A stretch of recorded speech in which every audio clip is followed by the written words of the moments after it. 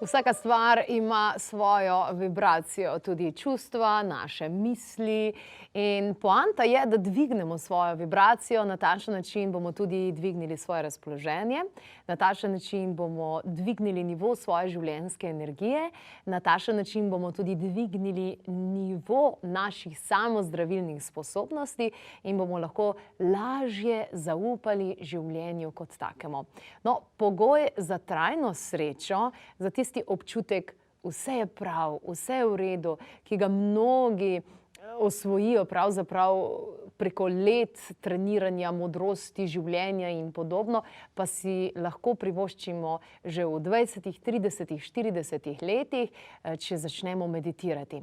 Meditacija je ena izmed tistih neverjetnih tehnik in metod, ki bi jo morali predvsem izvajati tisti, ki pravijo, da za meditacijo nimajo časa, ali pa tisti, ki pravijo, da so probali in jim ne gre.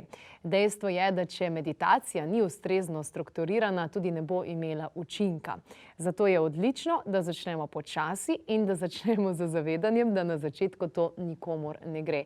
Na takšen način se bomo tudi začeli bolj zavedati svojih misli in mnogi modreci pravijo, da je začetek naše duhovne poti takrat, ko ugotovimo, da mi nismo oblak, da smo nebo.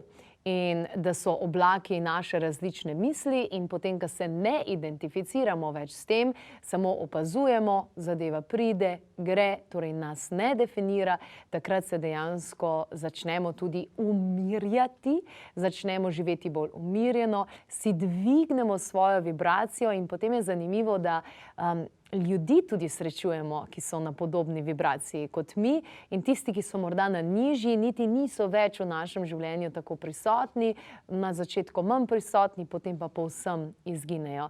Tako da krasna zadeva, dvig notranje vibracije s pomočjo zvoka in pa tudi s pomočjo različnih meditacijskih tehnik. Leto se bomo učili na prihajajočem meditacijskem vikendu, na katerega ste srčno vabljeni.